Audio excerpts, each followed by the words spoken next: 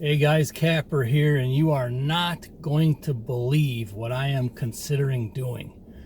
Those of you that have followed the channel know very well that I am a staunch Coyote supporter. The Korean-made tractor has been awesome and almost bulletproof. However, after working on our 150-acre farm and then Project 211, pulling a lot of earth cutting instruments, the tree planters, the two-row planter, and also wanting to be able to tow a larger batwing mower, I'm considering upgrading the Coyote. And what I'm looking at is actually another Korean-made tractor. It's a TYM.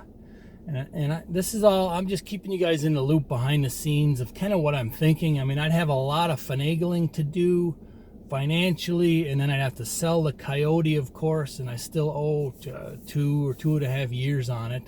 But if I can make it happen, let me just show you what I'm looking at and why.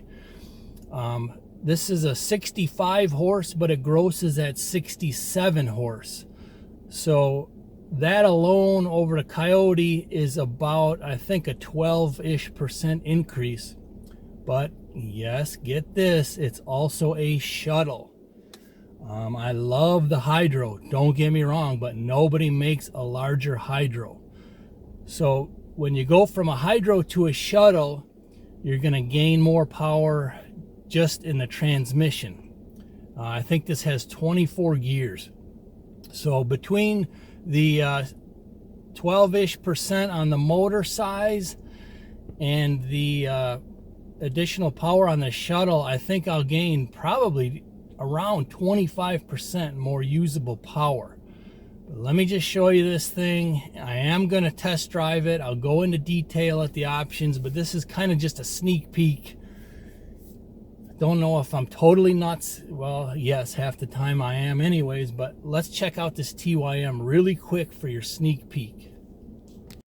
All right, here it is. It's the TX65. I think it's called a 654. Yeah, 654. One of the things right off the bat that I like is the front tires appear much larger than the Coyote. That means more stability, and if you've watched any of my videos, you know some of the extreme angles that I'm on with the Coyote. Also, at first glance, the front axle looks much beefier than the Coyote. Now, I don't have them next to each other, but I just looked at the Coyote, and I've looked at this several times now. So it is made solid, and the options on this tractor are just mind-boggling, and a lot of them come standard on this TYM. Let me take you in the cab and show you. I mean, it's almost like I have to take another college course to figure out how to use everything in here. But it is pretty amazing the options this thing comes with standard. And here you could see the beef. I mean, it's about the same weight, if I remember right. I did spec that out. But I really like the specs on this 65, in reality 67 horse. There's a 75 horse that's bigger than this, which is really what I could use. But realistically, in speccing them out, the 67, I'm going to call it, horse actually specs out about the same as the 75, and it's $10,000 cheaper. So I just can't see if I can do this. I can't really see going another 10 grand to get very, very, very limited increases in usability.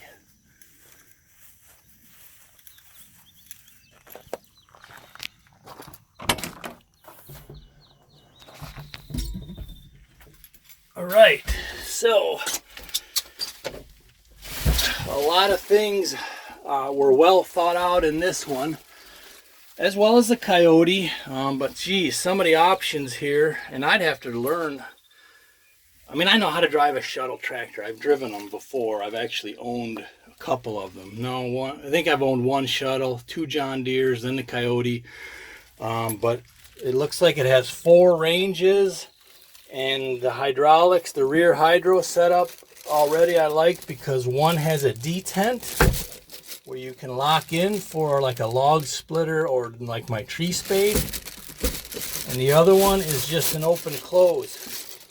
Very well thought out there, that small thing.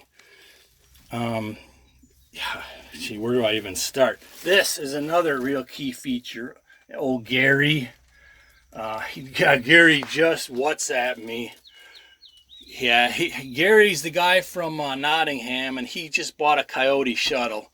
Anyways, look at, this is one feature I really like. It's the accelerator on the foot pedal. So you can, quickly go forward to reverse and accelerate like this. So I can actually pretend I'm in a hydro. Just a few of the other features. The PTO has 3 speeds, 540, 750, and 1000. And I don't know for certain, but I think that may allow me to operate even larger implements. And of course, I would not get the ag tires because they just, in my estimation, are not tough enough for the terrain I'm in. So I will get the R4s, similar to that one. They're a little bit shorter, but they're definitely larger than the Coyote, which is another thing. With a beefier front end, I do a lot of loader work and digging. That's going to help longevity. Let's see what else we got here. This is the high, medium, and low. What else was I going to show you guys? It's got draft control, which is very good, which I'm still learning, but it's definitely a great thing to have. It's got front and rear wipers. It's got windows all the way around. Oh yeah, look at this. Seriously? A sunroof? I mean, Kapper, would I be considered styling if I had a sunroof on my tractor? AC, a must. Must. I'll never get another tractor without it. Just can't. No, not down here. Very spacious window space. It's hard to tell blind spots until you're actually out in the field. But the specs are great on this machine. I mean, just look at some of the stuff here.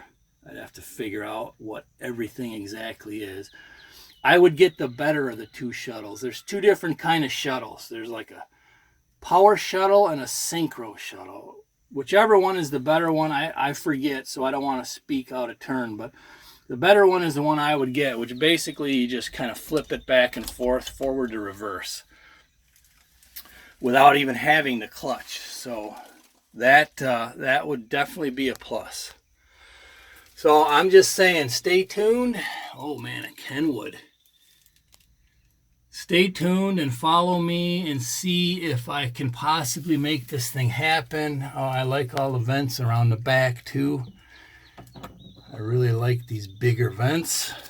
Of course, the windows open on the side, windows open in the rear. And one of the other specs that really caught my attention, okay, the Coyote is 60 horsepower. All right, gross is 60 horsepower, but here's the kicker. It's at 2,600 RPMs, all right? This one is at 67 horsepower. But here's the kicker, at 2,200 RPMs. So this has a larger displacement. It's a turbo, yes. But it has more horsepower at a much lower RPM. So it is theoretically possible that it actually might be more than a 67 horse, depending. I mean, they usually list the highest gross at 2,200. Let's go check the tack. I mean, if it revs up to 2,600 or 2,800, maybe you could even cheat more horsepower out of it. I don't know yet. But anyways, that spec was huge. It's a larger displacement, therefore a lower power curve on the engine. So A, it's better on fuel, and B, for longevity and just the overall usefulness of it. So I really like that spec. Let me go look quick at the tack and see if I can figure that out. All right, let's see if I can get you guys a look here. Yeah, the tack revs out at 4,000. And PTO speed is 2,200. All right, so that is That is really nice. Let me see. There we go. So that is, I mean, it's possible if you're revving higher than the 2200, you may even gain a little more horsepower. Don't know that yet. And here's another thing. Look at this. 6-year warranty. I haven't heard of that yet on any of the tractors. So, I mean, man, stick with me and see what happens here. There's your Pto Speeds. 1,000, 750, and 540. I got to do a little more reading on that and see what that actually means for me. But I believe it's got to be useful since they took the time to put it in. So stay tuned. We'll see what happens. Wish I can get a better view, but it's crammed in between a couple of the tractors here. Oh yes, I forgot to tell you another standard option. Self-leveling loader. Wow. I had this on my last John Deere and it is fantastic. It's fantastic. Just another one of the many features that's standard. So gosh, try this again. Now stay tuned and see what happens, man. I'll keep you in the loop and see if I can make something happen.